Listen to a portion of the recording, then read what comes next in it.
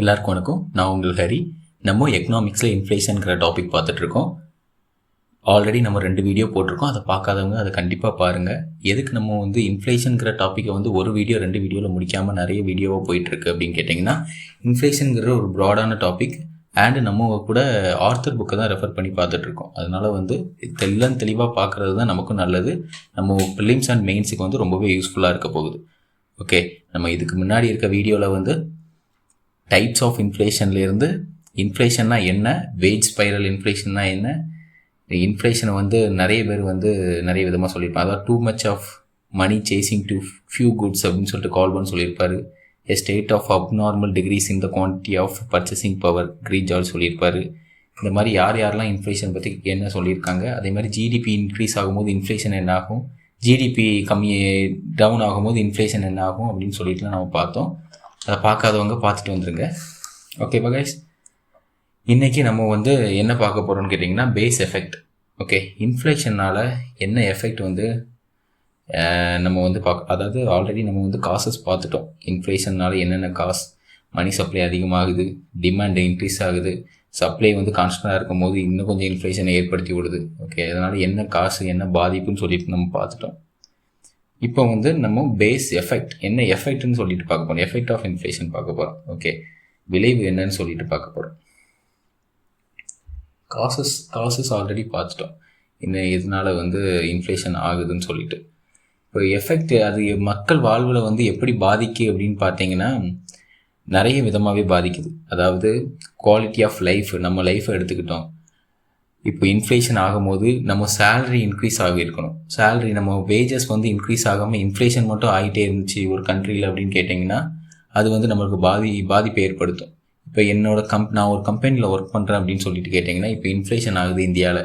நான் ஒரு கம்பெனியில் ஒர்க் பண்ணுறேன். அந்த கம்பெனியில் எனக்கு இன்க்ரிமெண்ட் கொடுக்கல, டியர்னஸ் அலவன்ஸ் கொடுப்பாங்க சில இதில், அது கொடுக்கல, அது இன்க்ரீஸ் ஆகலைன்னு வச்சுக்கோங்க. நான் என்னோட குவாலிட்டி ஆஃப் லைஃப் எப்படி அஃபெக்ட் ஆகுதுன்னா, ஆல்ரெடி நான் ஏதாச்சும் எக்ஸ்ட்ராவாக ஸ்பெண்ட் பண்ணிகிட்டு இருப்பேன். என் சேவிங்ஸாக இருக்கட்டும், ஆர் நான் என்னோட கன்சப்ஷனில் ஏதாவது எக்ஸ்ட்ராவாக நான் மூவி போவேன், இல்லைனா வீக்லி ஒன்ஸ் வெளியே போய் சாப்பிடுவேன். இந்த மாதிரி நிறைய விஷயங்கள் இருக்கும். அதெல்லாம் நான் காம்ப்ரமைஸ் பண்ணி இதுக்காக இன்ஃப்ளேஷனுக்காக என் லைஃப்பில் அதெல்லாம் காம்ப்ரமைஸ் பண்ண வேண்டியதாக இருக்கும். ஸோ அதுதான் குவாலிட்டி ஆஃப் லைஃப்லாம் அஃபெக்ட் ஆகும். ஸோ இந்த மாதிரி எக்ஸாம்பிள்ஸ் தான் இன்றைக்கி நம்ம இந்த மாதிரி எஃபெக்ட்ஸ் தான் நம்ம இன்றைக்கி பார்க்க போகிறோம். ஓகே, வாங்க வீடியோக்குள்ளே போயிடலாம். பேஸ் எஃபெக்ட்ஸ் டெஃபினிஷன் பார்த்தீங்கன்னா, the impact of the price level of the previous year on the current inflation calculation. அதாவது எப்போவுமே ப்ரீவியஸ் இயரை வச்சு தான் கரண்ட் இன்ஃப்ளேஷனை கால்குலேட் பண்ணுவாங்க. ப்ரீவியஸ் இந்த சிக்னிஃபிகேஷனில் பார்த்தீங்கன்னா சொல்லியிருப்பாங்க, if the price index was unusually low in the corresponding month of the previous year. அதாவது ப்ரீவியஸ் இயரில் சேம் மந்தில் இதே மந்தில் ப்ரீவியஸ் இயர் என்ன இருக்குதுன்னு பார்ப்பாங்க. என்ன ப்ரைஸஸ் பார்த்துட்டு அந்த ப்ரைஸஸில் கொஞ்சம் வேரியேஷன், கொஞ்சம் இன்க்ரீஸ் ஆகிருந்தால் கூட அது பெரிய இம்பேக்டை காட்டும். இன்ஃப்ளேஷனில் ஹை பர்சன்டேஜ் ஆஃப் இன்ஃப்ளேஷன் காட்டும்னு சொல்கிறாங்க. அப்புறம் ஜிடிபி டிஃப்ளேட்டர்னா என்ன அப்படின்னு பார்த்தீங்கன்னா, இது ஒரு இன்ஃப்ளேஷனை கேல்குலேட் பண்ணுது. ஓவராலாக நம்ம எக்கானமியில் ஓவரால் எக்கானமி க்ரோத்தை கண்டுபிடிக்கிறதுக்கு ஜிடிபிங்கிறத டேம் யூஸ் பண்ணுவோம், ஜிடிபிங்கிற மெஷர்மெண்ட் யூஸ் பண்ணுவோம். ஓகே, அதே மாதிரி ஓவராலாக இன்ஃப்ளேஷனை கேல்குலேட் பண்ணுறதுக்கு ஜிடிபி டிஃப்ளேட்டர்னு சொல்லிட்டு ஒரு மெஷர்மெண்ட் யூஸ் பண்ணுவோம். Consumer price index, WPI, wholesale price index, இதெல்லாம் ரீட்டெயில் லெவலில் ஹோல்சேல் ஹோல்சேல் லெவலில் இது ஒரு பேஸ்கெட்டில் கூட்ஸ் எடுத்துகிட்டு என்னென்ன கூட்ஸை வைக்கிறோம், அந்த பேஸ்கெட்டில் என்னென்ன கூட்ஸ் இருக்குது பேஸ்கெட் லெவலில் மீன்ஸ் இப்போது ஒரு ஹோல்சேல் ப்ரைஸ் இண்டெக்ஸ்னால் அதுக்குண்டு ஒரு டைப் ஆஃப் கூட்ஸ் உண்டு. ஓகே, நேற்று பார்த்த வீடியோவில் தெளிவாக சொல்லியிருப்போம். Primary articles, energy and fuel, manufactured items, இந்த மாதிரி அதுக்குன்னு ஒரு டைப் ஆஃப் கூட்ஸ் உண்டு ஹோல்சேல் ப்ரைஸில். அவங்க ஹோல்சேலில் வாங்கி இது பண்ணக்கூடியது, அதில் கால்குலேட் பண்ணி போடக்கூடியது. ஆனால் சிபிஐ கன்சியூமர் ப்ரைஸில் அர்பன் ரூரல் சேர்த்து கம்பைன்டு, அர்பனில் ஒரு மாதிரி செலவு பண்ணுவாங்க, ரூரலில் ஒரு மாதிரி செலவு பண்ணுவாங்க. அர்பனில் ரெண்ட் ஹவுஸில் இருப்பாங்க, ரூரலில் ஓன் ஹவுஸ் இருப்பாங்க. அர்பனில் கன்சியூமர் கன்சப்ஷன் பண்ணுறதே வித்தியாசமாக இருக்கும். அதாச்சும் குவாலிட்டி ஆஃப் லைஃபே, அதாவது இந்த லைஃப் ஸ்டைலே வேரி ஆகும். மால் பீஸா அப்படி சாப்பிடுவாங்க, ஆனால் இங்கே மால் இருக்காது, பீஸா இருக்காது. அங்கே டிரான்ஸ்போர்ட்டு கிளம்ப செலவு பண்ணுவாங்க, இங்கே டிரான்ஸ்போர்ட் செலவு பண்ணும். இந்த மாதிரி நிறைய விஷயங்கள் இருக்குது. இதெல்லாம் கால்குலேட் பண்ணுறது தான் அதாவது இதெல்லாம் ஒரு பர்டிகுலர் செக்டாரை வந்து கால்குலேட் பண்ணுவோம். அதே மாதிரி industrial worker, agriculture worker, rural labour, இந்த மாதிரி பர்டிகுலராக கால்குலேட் பண்ணது சிபிஐ. அதே மாதிரி ஹோல்சேலுங்கிறது ஒரு பர்டிகுலராக இந்த செக்டாரில் மட்டும் கால்குலேட் பண்ணக்கூடியது ஹோல்சேல் லெவலில். ஆனால் ஜிடிபி டிஃப்ளேட்டர்னு எடுத்துக்கிட்டிங்கன்னா ஹோல், ஓகேவா, measure the increase in GDP ஒலி காசு ஹோலா, ஓகேவா, எல்லாமே entire range of goods and சர்வீஸை வந்து கால்குலேட் பண்ணி அதோட இன்ஃப்ளேஷனை கண்டுபிடிக்கிறது தான் இந்த இது. Okay, entire level of goods and சர்வீஸை வந்து மெஷர் பண்ணி ஜிடிபி இன்ஃப்ளேஷன் லெவலை மெஷர் பண்ணி கண்டுபிடிக்கக்கூடியது தான் இது. ஜிடிபி டிஃப்ளேஷனோட ஃபார்முலா என்னென்னா nominal price by real price into 100. அதாவது நாமினல் ப்ரைஸ்னால் இப்போ கரண்ட்டில் வந்து அதோட ப்ரைஸ் என்ன இருக்குது, இப்போ கரண்ட்டில் அந்த ப்ராடக்டோட ப்ரைஸ் வந்து 15,000 இருந்ததுன்னா, இது பேஸ் இயரில் நம்ம இதுக்கு முன்னாடி எடுத்துக்கிட்டிங்கன்னா இதுக்கு முன்னாடி வந்து 12,000 இருக்குது அப்படின்னு எடுத்திங்கன்னா 15,000 by 12,000 இன்ட்டு 100. அப்போது நமக்கு இதை அடிக்கும் போது என்ன வேல்யூ கிடைக்குன்னா 125 கிடைக்கும். அப்புறம் 25% இன்க்ரீஸ் இன், ஓகேவா, 125 கிடச்சதுன்னா 25% இன்க்ரீஸ் இன் இன்ஃப்ளேஷன். ஓகே, இதுதான் நமக்கான வேல்யூ. அதே மாதிரி இது வந்து என்னென்னா, நெக்ஸ்ட் பேஜ் பாருங்கள். இது வந்து லிட்டரலி வந்து அன்லைக் WPI மாதிரி இருக்காதுன்னு சொல்கிறாங்க, சிபிஐ மாதிரி இருக்காது. அதுதான் நம்ம சொல்கிறது தான். இது வந்து WPI மாதிரி சிபிஐ மாதிரி ஸ்பெசிஃபிக்காக பேஸ்கெட் ஆஃப் குட்ஸை வந்து இது பண்ணாமல் entire level of goods and சர்வீஸை வந்து கால்குலேட் பண்ணி மெஷர் பண்ணி கவர் பண்ணி சொல்லக்கூடியது தான் இந்த ஜிடிபி டிஃப்ளெக்டருங்கிறது. ஓகே, அதே மாதிரி WPI limitation, CPI limitation does not include the service sector. WPIயில் வந்து சர்வீஸ் செக்டர் வந்து இன்க்ளூட் ஆகாதுங்கிறாங்க. அதேமாதிரி சிபிஐ லிமிடேஷனில் வந்து includes only household consumption. Household சிபிஐயில் நமக்கு என்னென்னு பார்த்தோம். நம்ம ஹவுஸ் ஹோல்டு கன்சப்ஷன் ஐட்டம்ஸு, மிஸ்ஸஸ், இன்டர்மீடியட் குட்ஸ் அண்ட் சர்வீஸு, அந்த மாதிரி அதாவது இந்த ஃபுட் அண்ட் பிஹேவியர்ஸு,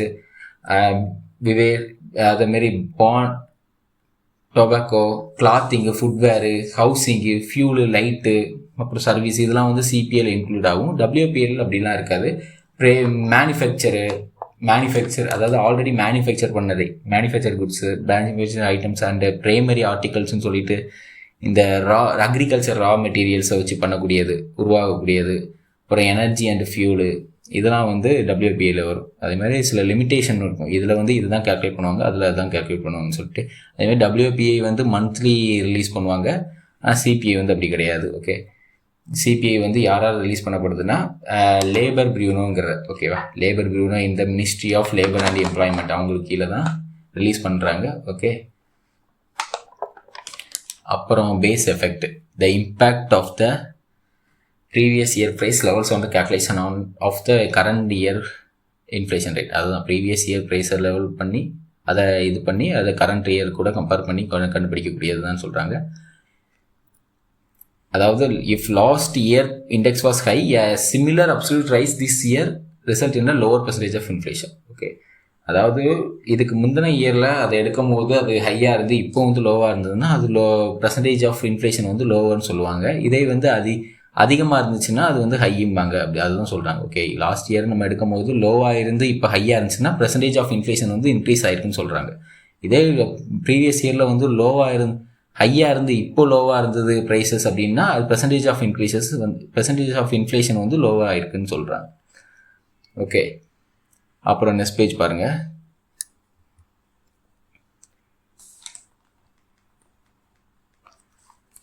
அதுதான் சொல்கிறாங்க, நம்ம பார்த்தது தான் இன்ஃப்ளேஷன் வந்து லிட்டரலி எப்படி கால்குலேட் பண்ணணும் பார்த்தோம். Nominal price by real price into 100 பண்ணால் நமக்கு என்ன வேல்யூ, பேஸ் இயரில் வந்து 100 இருந்தால் இப்போ 120 இருந்ததுன்னா 20% இன்ஃப்ளேஷன் ஆகிருக்கு. அதுமாதிரி 120 to 40னா 16.6% இன்ஃப்ளேஷன். இயர் 3ல் வந்து 140 to 160னா 14.2% இன்ஃப்ளேஷன். ஸோ பேஸ் இயருங்கிறது வந்து இதுக்கு முந்தின இயரில் வந்து நம்ம கால்குலேட் பண்ணியிருப்போம், அதை வச்சு தான் கால்குலேட் பண்ணுவாங்க. ஸோ வந்து பேஸ் இயருங்கிறது அப்படி தான் எடுத்துப்பாங்க. சில இதுக்கு வந்து பேஸ் இயர்னு வந்து இந்த இண்டஸ்ட்ரியல் ஒர்க்கர்ஸு, அக்ரி லேபர்ஸ், இதுக்கெலாம் வந்து பேஸ் இயர்னு சொல்லிட்டு ஆல்ரெடி ஒன்று ஃபிக்ஸ் பண்ணி வச்சுருப்பாங்க. ஸோ அதுதான் எடுத்துக்கிறாங்க இப்போ வரைக்கும். ஸோ அடுத்தது வந்து effects of inflation. Inflation impacts on economy by redistributing wealth and distributing financial planning. Okay, distribution of wealth, அதாவது இன்ஃப்ளேஷன் எஃபெக்ட் வந்து மக்கள் இடத்துல எப்படி இருக்குது அப்படின்னு சொல்லிட்டு பார்க்கும்போது கிரெடிட்டர்ஸ் டெப்டர்ஸ் அப்படின்னு சொல்லிட்டு, அதாவது கடன் கொடுக்குறவங்க, கடன் வாங்குறவங்க. கடன் கொடுக்குறவங்க வந்து இன்ஃப்ளேஷன் ஆகும்போது என்ன ஆகுதுன்னா அவங்களுக்கு வந்து பாதிப்படைகிறாங்க. லெண்டர்ஸ் வந்து பாதிப்படுறாங்க. எப்படின்னா, கடன் கொடுத்துட்டாங்க, அப்புறம் ஆஃப்டர் கடன் கொடுத்தக்கப்புறம் வந்து சில இயர்ஸ் கழிச்சு இன்ஃப்ளேஷன் ஆகுதுன்னா அப்போ அவங்க டெப்டர்ஸ் வந்து வட்டிக்கு இன்ட்ரெஸ்ட் பே பண்ணுவாங்க பிரின்சிபல் அமௌண்ட்டோட. அப்போ வந்து அதோட மதிப்பு, வேல்யூ ஆஃப் கரன்சி வந்து கம்மியாயிரும். ஸோ வேல்யூ ஆஃப் கரன்சி கம்மியாகும் போது அதோட மதிப்பு கம்மியாகும். இது மூலமாக கிரெடிட்டர்ஸ் வந்து ரொம்பவே பாதிப்படும். ஓகே, ஆனால் நெக்ஸ்ட் பேஜ் பாருங்கள். பட் வந்து டெப்டர்ஸ் வந்து பாதிப்படைய மாட்டாங்க. இது மூலமாக பெனிஃபிட் மட்டும் தான் அடைவாங்க. ஓகே, பாரோவர்ஸ் டெப்டர்ஸ் பெனிஃபிட், தே பே பேக் லோன்ஸ் இன் சீப்பர் கரன்சி. ஓகே, அதுக்கு முன்னாடி வாங்கும் போது அந்த கரன்சிக்கு வேல்யூன்னு இங்கே அதிகமாக இருந்திருக்கும். பட் அவங்க ரிட்டர்ன் இன்ட்ரெஸ்ட் பே பண்ணும் போது அதோட கரன்சி வந்து சீப்பர் கரன்சியாக இருக்கும். ஸோ வந்து அவங்க வந்து பெனிஃபிட் அடைவாங்க. யார்? பாரோவர்ஸ். பட் அதாவது டெப்டர்ஸ். கிரெடிட்டர்ஸ் வந்து பாதிப்படைகிறாங்க, அதுதான் சொல்லியிருக்காங்க. And impact on lending and interest, அதே தான். Lending institution face pressure as the real cost. Lending institution banks அந்த மாதிரி லெண்டிங் இன்ஸ்டியூஷன் வந்து இதை வந்து ப்ரெஷரை வந்து ஃபேஸ் பண்ணுறாங்க. எதனாலனா இதே மாதிரி ரியல் காஸ்ட் ஆஃப் பாரோவிங் இந்த இன்ஃப்ளேஷன் ஆகிறதுனால அப்படின்னு சொல்கிறாங்க. ஓகே, அதனால் வந்து increase the volume lending to maintain capital, அதாவது லெண்டிங்கை வந்து இன்க்ரீஸ் பண்ணுறாங்க. Okay, lenders to increase the volume of lending to maintain capital வேல்யூவை வந்து பேலன்ஸ் பண்ணுறதுக்கு லெண்டிங்கை வந்து இன்க்ரீஸ் பண்ணுறாங்க, அதனாலன்னு சொல்கிறாங்க. On aggregate demand and investment. On aggregate, அதாவது rising inflation signals high aggregate demand and high purchasing power. ஓவராலாக வந்து டிமாண்டை வந்து இன்க்ரீஸ் பண்ணும். ஓகே, இன்ஃப்ளேஷனை வந்து எதை சிக்னல் பண்ணும், எதை வந்து உருவாக்கும்னா வந்து ஹை அக்ரிகேட் டிமாண்டை வந்து இன்க்ரீஸ் பண்ணணும். நம்ம பார்த்தோம். ஏன் டிமாண்டை இன்க்ரீஸ் பண்ணுறதுன்னு தெரியும். ஏன்னா மணி சப்ளை அதிகமாகிடும், மக்கள்கிட்ட காசு அதிகமாகிடும். கையில் காசு அதிகமாக இருக்கும்போது மக்கள் பொருளை வாங்கி முற்படுவாங்க. பொருளை வாங்கி முற்படும் போது அங்கே பொருளோட உற்பத்தி அதிகமாக இல்லாத காரணத்தில் பொருளோட உற்பத்தி வந்து கான்ஸ்டண்ட்டாக இருக்கும் போது நம்ம வந்து அதிகமாக பொருளை வாங்க முற்படும் போது அந்த பொருளோட மதிப்பு வந்து இன்க்ரீஸ் ஆகும். ஸோ இதுவும் ஒரு காரணம். ஓகே, ஸோ இந்த மாதிரி டிமாண்டும் வந்து இன்க்ரீஸ் ஆகுதுன்னு சொல்கிறாங்க. அக்ரிகேட் டிமாண்ட் அண்ட் இன்வெஸ்ட்மெண்ட், அதுமாரி பர்ச்சேசிங் பவரும் இன்க்ரீஸ் ஆகுது அப்படின்னு சொல்கிறாங்க. Short run investment boost. Entrepreneurs எல்லோரும் சேர்ந்து டிமாண்டு வந்து பொருளுக்கு இன்க்ரீஸ் ஆகிறதுனால ப்ரொடக்ஷனை வந்து இன்க்ரீஸ் பண்ணோம். ஸோ ப்ரொடக்ஷனை ஷார்ட் ரனில் இன்க்ரீஸ் பண்ணும் போது அது என்ன ஆகும்னா அந்த டிமாண்டை வந்து அந்த பொருளுக்கு வந்து இன்க்ரீஸ் ஆகிறத வந்து கம்மி பண்ணும். ஸோ அதுதான் சொல்லுவேன் short run investment boost. Next பாருங்கள் this page. It lowers the real cost of loans, making financing cheaper. Okay, real cost of லோன்ஸை வந்து கம்மி பண்ணும். அதே மாதிரி மேக்கிங் ஃபினான்ஸை சீப்பர்னு சொல்கிறாங்க. On income and savings. Income increases nominal income but erodes real income in the short run. People visit banks more frequently to keep cash in interest bearing accounts to minimizing value loss. அதாவது inflation increase ஆக நம்ம வந்து பேங்க்ஸில் savings பண்ணியிருந்தாலும் அது நமக்கு உபயோகப்படுறது இல்லை. Okay, ஏன்னா வந்து நம்ம சேவிங்ஸ் வந்து அந்த வேல்யூ ஆஃப் கரன்சி கம்மியாகும். நம்ம வந்து இன்ஃப்ளேஷன் இன்க்ரீஸ் ஆக நம்ம வந்து ஒரு ஃபிக்ஸ்டு டெபாசிட்டில் வந்து நம்ம சேவிங்ஸை போட்டிருக்கும் போது அதில் கிடைக்கக்கூடிய இன்ட்ரெஸ்ட் வந்து போதுமான அளவு இருக்காது, இன்ஃப்ளேஷனுக்கு நிகராக ஆகாது. ஸோ அதுக்கு தான் சொல்லுவாங்க கோல்டில் இன்வெஸ்ட் பண்ணணும்னு சொல்லுவாங்க. ஓகே, கோல்டில் இன்வெஸ்ட் பண்ணணும், சில்வரில் இன்வெஸ்ட் பண்ணணும், அதேமாதிரி லேண்டில் இன்வெஸ்ட் பண்ணணும். இந்த மாதிரி நம்ம அசட்ஸு அண்ட் இந்த மாதிரி கோல்ட்ஸ் இதெல்லாம் வாங்கி வைக்கும் போது அது இன்ஃப்ளேஷன் ஆகும்போது அதோட ப்ரைஸும் இன்க்ரீஸ் ஆகும். ஸோ வந்து நமக்கு அது வந்து ரொம்ப யூஸ்ஃபுல்லாக இருக்கும். இன்ஃப்ளேஷன் ஆனாலும் வந்து நமக்கு எந்த பாதிப்பும் ஏற்படாது மக்களுக்கு, அதுதான் சொல்கிறாங்க. May increases people rush to save the product value. High inflation typically deplete savings as a cost of living consume surplus income. அதிக இன்ஃப்ளேஷன் என்ன ஆகும்னா பணவீக்கம் அதிகமாக ஆக நம்ம சேமிப்பு பண்ணுற கரன்சியோட வேல்யூ வந்து குறைச்சிட்டு தான் இருக்கும். ஓகே, அது நம்ம லிவிங்கை வந்து ரொம்பவே அதாவது நம்ம வாழ்வாதாரத்தை வந்து ரொம்பவே பாதிப்படைய வைக்கும். எக்ஸ்பெண்டிச்சரில் வந்து கூட்ஸ் வந்து காஸ்ட்லியர் ஆகும்போது நெக்ஸ்ட் பேஜ் பாருங்கள். கூட்ஸ் வந்து காஸ்ட்லியர் ஆக நம்ம என்ன பண்ணுவோம், நம்மளோட இன்கம் வந்து பொதுவாக ஒரு இன்கம் வந்துட்டுருக்கோம், அதை வந்து நியூட்ரலைஸ் பண்ணணும். அதை வந்து நியூட்ரலைஸ் பண்ண வந்து ஏதாவது நம்ம வந்து ப்ராடக்டை வந்து வாங்குறத ஸ்டாப் பண்ணுவோம். இந்த மாதிரிலாம் நடக்கும், அதுதான் சொல்கிறாங்க. Okay, tends to increase because the cost of money finance decreases அப்படின்னு சொல்கிறாங்க. அதாவது காஸ்ட் ஆஃப் மணி, அதாவது tends to increase because the cost of money finance decreases. பணத்திற்காக செலவு குறைவதால் முதலீடு அதிகரிக்க முனைகிறது. செலவு வந்து குறையும் போது முதலீடு வந்து இன்க்ரீஸ் பண்ண ட்ரை பண்ணுறாங்கன்னு சொல்கிறாங்க. ஆன் டேக்ஸ் ஸ்ட்ரக்சர் வந்து டேக்ஸ் ஸ்ட்ரக்சர் என்ன பண்ணுறாங்கன்னா, டேக்ஸில் வந்து இதுக்கு முன்னாடி வந்து 100 ரூபா ஒரு பொருளோட வேல்யூனா ஜிஎஸ்டி வந்து அதுக்கு 10% வச்சுக்கோங்க. 10% ஜிஎஸ்டி கிடையாது. ஸோ நான் எக்ஸாம்பிள் சொல்கிறேன். 10% ஜிஎஸ்டி மீன்ஸ் அந்த 110 ரூபான்னு நம்ம கொடுத்துட்டு இருந்தோம். ஓகே, இப்போ அந்த பொருளோட விலை வந்து இப்போ பொருள் வந்து 120 ரூபா ஆயிடுச்சு. இப்போ அதுக்கான ஜிஎஸ்டி இன்க்ரீஸ் ஆகும். பட் நம்மளோட இன்கம் இன்க்ரீஸ் ஆனால் தான் நம்ம அதை மேனேஜ் பண்ணி நம்ம அது நம்மளோட இன்கம், நாமினல் இன்கமும் வந்து இன்க்ரீஸ் ஆகும்போது தான் நம்மளோட அதை பேலன்ஸ் பண்ணி நம்மளால் அந்த டேக்ஸை வந்து ப்ராப்பராக கட்ட முடியும். நமக்கு அந்த பர்ச்சேசிங் பவரும் இன்க்ரீஸ் ஆகிருக்கும். பட் நம்ம இன்கம் இன்க்ரீஸ் ஆகலை, டிஎன்எஸ் அலவன்ஸ் இன்க்ரீஸ் ஆகலை மீன்ஸ் நம்ம அது வந்து நமக்கு ஒரு பெரிய பாதிப்பை தான் அந்த இதில் ஏற்படுத்தி விடும். ஓகே, அதாவது டேக்ஸ் இன்க்ரீஸ் ஆகிறதுனால நம்ம பர்ச்சேசிங் பவரும் இன்க்ரீஸ் ஆகணும்னு கிடையாது. ஸோ பர்ச்சேசிங் பவர் இன்க்ரீஸ் ஆகாத காரணத்தினால டேக்ஸ் மட்டும் இன்க்ரீஸ் ஆகிறதுனால நமக்கு வந்து அது பாதிப்படைகிறது. ஓகேவா, இன்ஃப்ளேஷனில் வந்து டேக்ஸ் இன்க்ரீஸ் ஆகும்போது நம்ம வந்து அதை பாதிப்படைய செய்யுது மக்களை. ஆனால் அரசாங்கம் வந்து அது மூலமாக வந்து ப்ராஃபிட் அடையுதுன்னு சொல்கிறாங்க. எதனாலனா டேக்ஸ் இன்க்ரீஸ் ஆகும்போது, இன்ஃப்ளேஷன் இன்க்ரீஸ் ஆகும்போது டேக்ஸும் இன்க்ரீஸ் ஆகும். ஸோ அவங்களுக்கு கெயின், அவங்களுக்கு அதில் கிடைக்கக்கூடிய லாபம்னு பார்த்தீங்கன்னா அதிகமாகுது. ஓகே, நெக்ஸ்ட்டு எக்ஸ்டர்னல் செக்டாரில் exchange rate, export and import. Exchange rate, அதாவது நம்ம வேல்யூ ஆஃப் த மணி வந்து கம்மியாகுது. இன்ஃப்ளேஷன் ஆகும்போது வேல்யூ ஆஃப் த கரன்சி வந்து கம்மியாகுது. கம்மியாகும் போது நம்ம எக்ஸ்போர்ட் பண்ணும்போது அது மூலமாக நம்ம பெனிஃபிட் அடைகிறோம். ஏன்னா நம்ம டாலர்ஸ், அதாவது எக்ஸ்போர்ட் பண்ணும்போது அந்த கரன்சி வேல்யூ, அடுத்த நாட்டோட கரன்சி வேல்யூ டாலர்ஸ்ன்னு எடுத்துக்கோங்க. டாலர்ஸ் வந்து நம்ம வாங்கிக்கிறோம். டாலர்ஸ் மூலமாக வந்து பெனிஃபிட் ஆகிடும். ஏன்னா $1 = 80. இன்ஃப்ளேஷன் ஆக ஆக டாலரோட மதிப்பு வந்து இன்க்ரீஸ் ஆகிட்டு இருக்கும். ஸோ பெனிஃபிட் ஆகிடும். அதே இம்போர்ட் ஆகும் போது, சப்போஸ் நம்ம இம்போர்ட் பண்ணுறோன்னா அது மூலமாக என்ன ஆகுதுன்னா நம்மளோட கரன்சி வேல்யூ வந்து மார்க்கெட்டில் வந்து ரொம்பவே இன்ஃப்ளேஷனால் ரொம்பவே பின்தங்கிய நிலையில் இருக்குது. இப்போ நம்ம இம்போர்ட் பண்ணுறோன்னா நம்ம வந்து அதிகமாக, இப்போது இன்ஃப்ளேஷனால் வந்து $1 = 80 ரூபீஸுங்கிறது 100 ஆயிடுது. அப்புறம் நம்ம வந்து இங்கேருந்து 100, அந்த $1 வந்து ஈடு கொடுக்கறதுக்கு 100 ரூபீஸ் கொடுத்தாகணும். ஸோ இன்ஃப்ளேஷன் ஆகும்போது இம்போர்ட் பண்ணுறவங்க வந்து இம்போர்ட் வந்து பாதிப்பை ஏற்படுத்துது, எக்ஸ்போர்ட் வந்து கெயினை கொடுக்குதுங்கிறாங்க. நெக்ஸ்ட் பேஜ் பாருங்கள், தெளிவாக கொடுத்துருப்பாங்க. அதான் சொல்லியிருக்காங்க, எக்ஸ்போர்ட் பெனிஃபிட்ஸ். எக்ஸ்போர்ட் வந்து பெனிஃபிட் அடைகிறாங்க, இம்போர்ட் வந்து பாதிப்பு அடைகிறாங்கன்னு சொல்லிட்டு. Okay, usually become costlier leading to pressure from importing partners from a stable price region. அப்புறம் external sector impacts on imports, அதே தான் சொல்கிறாங்க. External sector impacts on imports. Inflation discourages imports because foreign goods become relative costlier, encouraging import substitution. Foreign goods வந்து காஸ்ட்லியராக ஆயிரும்.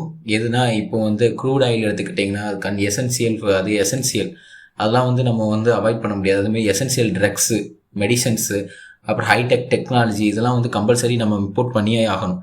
So இந்த மாதிரி compulsory product, essential ப்ராடக்ட்டில் வந்து இம்போர்ட் பண்ணியே ஆகும்போது நம்ம அதுக்கான மதிப்பை வந்து ஈடுகட்டுறதுக்கு அதிகமான இன்ஃப்ளேஷன் ஆகும்போது அதிகமான ப்ரைஸை வந்து நம்ம கொடுக்க வேண்டியது இருக்குதுன்னு சொல்கிறாங்க. ஓகே, நெக்ஸ்ட் பேஜ் பாருங்கள். ஆன் ட்ரேட் பேலன்ஸில் வந்து இது மூலமாக என்ன பிரச்சனை ஆகுதுன்னா, டெவலப்பிங் கண்ட்ரி, இந்தியா மாதிரி டெவலப்பிங் கண்ட்ரிக்கு வந்து இது அன்ஃபேவரபுளாக இருக்குது. ஓகே, எதனாலனா நம்ம வந்து இம்போர்ட் அதிகமாக பண்ணுறோம். டெவலப்பிங் கண்ட்ரி இம்போர்ட் தான் பண்ணணும் அதிகமாக, எக்ஸ்போர்ட் பண்ணாது. ஸோ இம்போர்ட் அதிகமாக பண்ணுறதுனால நமக்கு ட்ரேட் பேலன்ஸ் இருக்க மாட்டுக்கு, நம்ம வந்து நம்மளோட எக்கானமி வந்து டவுன் ஆகுது இது மூலமாக. ஏன்னா அதிகமாக இம்போர்ட் பண்ணுறதுனால நம்ம வந்து பாதிப்படைகிறோம். ஓகே, போதுமான அளவு வந்து நம்மகிட்ட இருப்பு இல்லாமல் நம்ம இம்போர்ட் அதிகமாக பண்ணுறதுனால, ப்ரொடக்ஷன் போதுமான அளவு இல்லாமல் இம்போர்ட் அதிகமாக பண்ணுறதுனால இது மூலமாக நம்ம பாதிப்படைகிறோம், வளர்ச்சி வந்து இதாகுது அப்படின்னு சொல்கிறாங்க. ஆனால் டெவலப்டு கண்ட்ரிஸ் லைக் அமெரிக்காவை எடுத்துக்கிட்டிங்கன்னா அவங்களுக்கு ஃபேவரபுளாக இருக்குது. ஏன்னா நம்ம அவங்ககிட்ட இருந்து அதிகமாக இம்போர்ட் பண்ணும்போது நம்ம மணியை வந்து அதிகமாக வந்து அவங்ககிட்ட கொடுப்போம். ஸோ கொடுக்கும்போது அவங்க வந்து அவங்க வந்து ஈஸியாக வந்து அதை வந்து இது பண்ணிப்பாங்க, லாபம் அடைஞ்சிப்பாங்க அதுலேருந்து. ஸோ நம்ம வந்து அவங்க $1 வந்து இன்க்ரீஸ் ஆகிட்டு இருக்கும்போது, $1ங்கிறது வந்து 80லேருந்து 100 போகும்போது அவங்க வந்து அதில் ஃபேவரபிள் ஆவாங்க. ஆனால் நம்ம டெவலப்பிங் கண்ட்ரி, இந்தியா மாதிரி கண்ட்ரின்னு கேட்டுக்கிட்டிங்கன்னா அது வந்து வேறு வழி இல்லாமல் அது வந்து பின்தோக்கி போகுது. ஓகே, டெவலப்பிங்கில் வந்து பின்தோக்கியே போகுது. அது வந்து நமக்கு அன்ஃபேவரபுளாக இருக்குது அப்படின்னு சொல்கிறாங்க. அதே மாதிரி the gain from increase export is usually offset by the heavy loss include from compulsory imports which the developing nation cannot avoid. தான் நம்ம வந்து டெவலப்பிங் நேஷன் வந்து இம்போர்ட்ஸை வந்து அவாய்ட் பண்ண முடியாது. நம்மளுக்கு எசென்சியாக இருக்க டெவலப்பிங் கண்ட்ரிஸ்னாலே வந்து இம்போர்ட்ஸ் மோஸ்ட்லி வந்து எக்ஸ்போர்ட்டை விட இம்போர்ட்ஸ் வந்து மோரோவர் அதிகமாக இருக்கும். டெவலப்டு கண்ட்ரி எப்போ டெவலப்டு கண்ட்ரி ஆகும்னா இம்போர்ட்டை விட எக்ஸ்போர்ட் வந்து அதிகமாக இருக்கும். அந்த வேல்யூ ஆஃப் எக்ஸ்போர்ட் வந்து அதிகமாக இருக்கும். ஓகே, அதே மாதிரி பெர் கேபிட்டா இன்கமும் அதிகமாக இருக்கும் இன் டெவலப்டு கண்ட்ரிஸ். அப்புறம் சோசியல் அண்ட் லேபர் இம்பேக்ட்ஸில் ஆன் எம்ப்ளாய்மெண்ட் வந்து என்ன ஆகுதுன்னு சொல்கிறாங்கன்னா இன்க்ரீஸ் எம்ப்ளாய்மெண்ட். இன்ஃப்ளேஷன் வந்து இன்க்ரீஸ் தான், அதாவது அதிகம் படுத்துது எம்ப்ளாய்மெண்ட்டை அப்படின்னு சொல்கிறாங்க. அதனால வந்து producer expand to meet preserved high demand. Inflation அதிகமாகும் போது வேலை வாய்ப்பு அதிகமாகும். எப்படின்னா மணி சப்ளை எல்லாத்தையும் அதிகமாகிடும். ஸோ ப்ரொடக்ஷனை இன்க்ரீஸ் பண்ணால் வேலை வாய்ப்பை வந்து அதாவது ப்ரொடக்ஷன் இன்க்ரீஸ் பண்ணணும். எதுனாலனா சப்ளை இன்க்ரீஸ் பண்ணணும். சப்ளை வந்து கான்ஸ்டண்ட்டாக இருக்கும்போது மணி சப்ளை அதிகமாக இருக்கும்போது இன்ஃப்ளேஷன் அடிவாகும். ஸோ வந்து ப்ரொடக்ஷன் வந்து இன்க்ரீஸ் பண்ணுறதுக்கு இன்ஃப்ளேஷனை மேனேஜ் பண்ண, அதாவது டிமாண்டை மேனேஜ் பண்ணுறதுக்கு ப்ரொடக்ஷனை, அதாவது சப்ளையை இன்க்ரீஸ் பண்ணணும். அதிக டிமாண்டை மேனேஜ் பண்ணுறதுக்கு சப்ளையை இன்க்ரீஸ் பண்ணணும். ஸோ வந்து ப்ரொடக்ஷனை இன்க்ரீஸ் பண்ணணும். ப்ரொடக்ஷன் இன்க்ரீஸ் பண்ணணும்னா அதிகமாக எம்ப்ளாய்மெண்ட்டை கொடுத்து ப்ரொடியூஸ் பண்ணணும் குட்ஸை. ஸோ அதனால் எம்ப்ளாய்மெண்ட்டு ஷார்ட் ரன்னாக வந்து இன்க்ரீஸ் ஆகுது. பட் லாங் ரன் எடுத்துக்கிட்டிங்கன்னா நைரு அந்த நான் ஆஸ்டேட்டிங் இன்ஃப்ளேஷன் ரேட் ஆஃப் அன்எம்ப்ளாய்மெண்ட், அதாவது அவங்களும் ஹையர் வேஜஸ் எதிர்பார்ப்பாங்க. ஸோ வந்து நேச்சுரல் ஸ்டேட் ஆஃப் அன்எம்ப்ளாய்மெண்ட் ரிட்டர்ன்ஸ்க்கு ஆயிடுது. ஹையர் ஸ்டேட் இதுதான் பார்த்தோம். ஃபிளிப்ஸ் கர்வ் வந்து இதுதான் சொல்லியிருந்தது. எம்ப்ளாய்மெண்ட் வந்து இன்ஃப்ளேஷன் அதிகமாகும் போது ஃபிளிப்ஸ் கர்வில் இன்க்ரீஸ் ஆகும் எம்ப்ளாய்மெண்ட் இன்ஃப்ளேஷன் அதிகமாகும் போது அப்படின்னு சொல்லியிருந்து. ஆனால் அது வந்து தவறு, அது வந்து ஃபெயில்டு ஆயிடுச்சு. அது யூஎஸ்ஏல வந்து ஒரு இதில் வந்து ஃபெயில்டு ஆயிடுச்சுன்னு சொல்லிட்டு நம்ம படிச்சிருந்தோம். ஸோ அதுதான் சொல்கிறாங்க. ஓகே, ஸோ இன்ஃப்ளேஷன் வந்து அதிகமாகும் போது எம்ப்ளாய்மெண்ட் அதிகமாகும். ஆனால் அது ஷார்ட் ரன்னாக தான் இருக்கும். பட் லாங் ரன்னாக கேட்டிங்கன்னா அது வந்து நேச்சுரல் ஸ்டேட் ஆஃப் அன்எம்ப்ளாய்மெண்ட்டுக்கே வந்துடும் அப்படின்னு சொல்கிறாங்க. நெக்ஸ்ட் பேஜ் பாருங்கள். ஆன் வேஜஸ்னால் நாமினல் வெர்சஸ் ரியல். நாமினல் எடுத்துக்கிட்டிங்கன்னா the face value of nominal of wages may rise but the real value purchasing power fall. Okay, அதாவது இன்க்ரீஸ் ஆகிற மாதிரி இருக்கும் வேஜஸ், ஆனால் வந்து ரியல் வேல்யூ பர்ச்சேசிங் பவர் வந்து எப்போ ஃபாலாக தான் இருக்கும்னு சொல்கிறாங்க. இப்போ இருக்கிறத ஃபேஸ் வேல்யூ வந்து இன்க்ரீஸ் ஆகிற மாதிரி இருக்கும், இன்ஃப்ளேஷன் இன்க்ரீஸ் ஆகல. ஆனால் ரியல் வேல்யூ வந்து பர்ச்சேசிங் பவர் இன்க்ரீஸ் ஆனால் தான் வந்து அது இன்க்ரீஸ் ஆகும். ஸோ வந்து அது வந்து நமக்கு அப்படி தெரியுது, பட் வந்து அது அப்படி கிடையாதுன்னு சொல்கிறாங்க. அப்படி ஸ்டாண்டர்ட் ஆஃப் லிவிங் ஆல்ரெடி பார்த்தோம். ஃபிக்ஸ்டு வேஜஸ் எம்ப்ளாயீஸுக்கு வந்து ஸ்டாண்டர்ட் ஆஃப் லிவிங்கை வந்து பாதிப்படைகிறது. இப்போ வந்து ஹையர் வேஜஸ் கொடுத்துட்டாங்க, இன்ஃப்ளேஷன் அதிகமாகுது, அது ஸோ இப்போ எம்ப்ளாயிக்கு வந்து ஹையர் வேஜஸ் ப்ரொவைட் பண்ணிட்டாங்க கம்பெனிலேருந்து அப்படின்னா அவங்க வந்து அது மூலமாக பாதிப்படைய மாட்டாங்க. ஒருவேளை அந்த ஹையர் வேஜஸ் வந்து ப்ரொவைட் பண்ண முடியல கம்பெனியில் சில ரீசன்னால அப்படின்னு சொல்லிட்டிங்கன்னா அவங்க வந்து கண்டிப்பாக அவங்க ஸ்டாண்டர்ட் ஆஃப் லிவிங் வந்து பாதிப்படையும் அப்படின்னு சொல்கிறாங்க. அப்புறம் இந்தியா சொல்யூஷன்ஸ். இந்த government provides dearness allowance twice a year to its employees to neutralize the impact of price rises. Okay, அதாவது கவர்மெண்ட் வந்து இந்தியா கவர்மெண்ட் வந்து டியர்னஸ் அலவன்ஸை வந்து ட்வைஸ் ஒரு இயருக்கு வந்து டபுள் ஆக்குறாங்கன்னு சொல்கிறாங்க எம்ப்ளாயீஸுக்கு. எதுக்குன்னா இன்ஃப்ளேஷனை வந்து நியூட்ரலைஸ் பண்ணன்னு சொல்கிறாங்க. ஓகே, அப்புறம் on the self employed short run they are affected by general economic shift. Short ரன்னாக வந்து ஜென்ரல் எக்கனாமிக் ஷிஃப்ட், திடீர்னு எக்கனாமிக் ஷிஃப்ட் ஆகுது. இன்ஃப்ளேஷனே இல்லாத இதில் டக்குன்னு ஹைப்பர் இன்ஃப்ளேஷன் ஆயிடுச்சுன்னா டக்குன்னு அவங்க வந்து அஃபெக்ட் ஆகுறாங்கன்னு சொல்கிறாங்க. ஆனால் லாங் ரனில் அவங்க வந்து அவங்க இம்பேக்ட் வந்து நியூட்ரலைஸ் ஆகிடுது. ஸோ இன்க்ரீஸ் ஆகும்போது இன்ஃப்ளேஷன் ஆகும்போது அவங்களோட பொருளோட விலையும் வந்து அதிகமாகுது. ஸோ பொருளோட விலை லாங் ரன்லன்னு பார்க்கும்போது பொருளோட விலை அதிகமாகும் போது ஸோ அவங்க வந்து இதுக்கு முன்னாடி வந்து அவங்க இன்ஃப்ளேஷன் இல்லாத போது அவங்க வந்து லேண்ட், லேபர், கேபிட்டல், ஆண்டர்ப்ரனர் இதுக்கெல்லாம் வந்து கம்மியாக செலவு பண்ணியிருக்கலாம். வேல்யூ ஆஃப் கரன்சி வந்து கம்மியாக இருக்கும். ஸோ அதுக்கெலாம் வந்து அவங்க கம்மியான இன்வெஸ்ட்மெண்ட் கொடுத்துருக்கலாம். ஸோ பொருளோட விலை இன்க்ரீஸ் ஆகும்போது அவங்களோட ப்ரைஸும் இன்க்ரீஸ் ஆகும். அவங்களோட பொருளோட ப்ரைஸ், அதாவது இன்ஃப்ளேஷன் இன்க்ரீஸ் ஆகும்போது அவங்களோட பொருளோட ப்ரைஸும் இன்க்ரீஸ் ஆகும். ஸோ வந்து நார்மலாகவே அது லாங் ரன்லன்னு பார்க்கும்போது அது வந்து நியூட்ரலைஸ் ஆகிடும், அது அவங்களுக்கு கெயின் தான் அப்படின்னு சொல்கிறாங்க. நெக்ஸ்ட் பேஜ் பாருங்கள். Impact on the overall economy, the healthy range concept. Historical அதாவது 1980s என்ன எக்கனாமிஸ்ட் வந்து என்ன சொல்கிறாங்க, என்ன அக்ரி பண்ணுறாங்கன்னா, இன்ஃப்ளேஷன் வந்து ஒரு நெசசரியான ஒன்று. அது வந்து ஹெல்த்தி ஃபார் க்ரோத்துக்கு வந்து ஒரு ஹெல்த்தியானது, ஆரோக்கியமானது, க்ரோத்துக்கு, கண்ட்ரியோட க்ரோத்துக்கு வந்து ஆரோக்கியமானது, அதேமாதிரி தேவையானது கண்டிப்பாக அப்படின்னு சொல்கிறாங்க இன்ஃப்ளேஷனுங்கிறது. அதுமாரி இந்த கம்ஃபோர்ட் ஜோன்னு சொல்கிறாங்க. அதாவது கம்ஃபோர்ட் ஜோனு இருக்குது, என்ன தான் அது தேவையாக இருந்தாலுமே அதுக்குன்னு ஒரு கம்ஃபோர்ட் ஜோனு இருக்குது. Okay, 2% to 6% growth, 2% to 6% inflation, இது வந்து ஒரு நார்மலான இது கம்ஃபோர்ட் ஜோனு. இது வந்து தேவையானது, இது நெசசரியானது, இது மூலமாக க்ரோத் வந்து கண்டிப்பாக இருக்கும். க்ரோத் இருக்கணும்னா இந்த இன்ஃப்ளேஷன் கண்டிப்பாக தேவை அப்படின்னு சொல்கிறாங்க.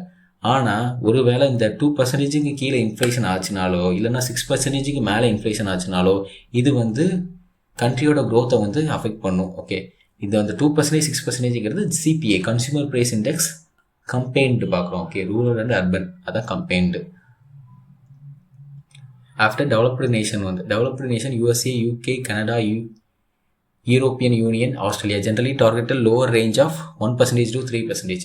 இவங்க டெவலப்டு நேஷனில் வந்து இன்ஃப்ளேஷனை வந்து எவ்வளோ டார்கெட் வச்சுருக்காங்கன்னா 1% to 3%. ஆனால் இந்தியா மாதிரி கண்ட்ரியில் வந்து என்ன ரேஞ்ச் வச்சுருக்காங்கன்னா 2% to 6%. ஏன்னா இந்தியா மாதிரி கண்ட்ரி வந்து டெவலப்பிங் நேஷன். ஸோ இன்ஃப்ளேஷன் வந்து கொஞ்சம் அதிகமாக இருந்தால் தான் எம்ப்ளாய்மெண்ட்லேருந்து எல்லாமே வந்து நார்மலைஸாக இருக்கும் அப்படின்னு சொல்லிட்டு இந்த மாதிரி ஒரு வேல்யூ செட் பண்ணியிருக்கோம். ஆனால் டெவலப்டு நேஷனில் அதை விட கம்மியாக தான் வச்சுருக்காங்க. ஓகே, அப்புறம் the danger of deviation, inflation falling below the range or rising above its. Next page பாருங்கள். கன்சிடர் அன்ஹெல்த்தி, அதாவது பிலோ, அதான் நம்ம சொன்னது தான், பிலோ இட்ஸ் ரேஞ்சு 2% கீழேவும் வரக்கூடாது, 6%க்கு மேலேயும் வரக்கூடாது அப்படின்னு பார்த்தபோது அது அன்ஹெல்த்திங்காங்க. அதே மாதிரி அது வந்து ரிசெஷன், அதாவது மந்த நிலைக்கு வந்து எக்கானமியை நோக்கி தள்ளி விட்டுரும் அப்படின்னு சொல்கிறாங்க. மந்த நிலைன்னா பார்த்தோம், டிப்ரெஷனுங்கிறது ஒரு லோவஸ்ட் பீரியட் ஆஃப் இன்ஃப்ளேஷன் தான் டிப்ரெஷன். ஓகே, அந்த டிப்ரெஷன் வந்து மீண்டு வர்றது தான் நம்ம ரெக்கவரிம்போம், அதாவது ரீஃப்ளேஷன். அப்புறம் இன்ஃப்ளேஷன் ஆகும், பூம் ஆகும், மறுபடியும் கீழே போகும்போது ரிசெஷன் சொல்லுவோம். மந்த நிலையை நோக்கி போகும், ஆனால் மந்த நிலை ஆயிடுச்சுன்னா அது டிப்ரெஷன் சொல்லுவோம். ஓகே, ஸோ இந்த மாதிரி அன்ஹெல்த்தி எப்போ, இந்த மாதிரி ரிசெஷன், அது டிப்ரெஷன் எப்போ நடக்கும்னா, அதாவது நம்ம வச்சிருக்க வேல்யூவோட கம்மியாகவோ அது அதிகமாகவோ வந்து இன்ஃப்ளேஷன் வந்து ஏற்படும் போது தான் இப்படி ஆகும் அப்படின்னு சொல்கிறாங்க. So below then 2% or more then 6% is affected அப்படிங்கிறாங்க. சரி, affect the economyங்கிறாங்க. Okay, it leads to recession and depression. After healthy inflation ranges, current standards, healthy inflation ranges ஒன்று கொடுத்துருக்காங்க. இதில் பாருங்கள், இந்தியா வந்து 2 to 6%, அது வந்து சிபிஐ கம்பைனில் சொல்லியிருக்காங்க, அதாவது urban and rural. USA, EU and UK இதில் வந்து 1% to 3%, அதாவது இதுவும் சிபிஐ PCE.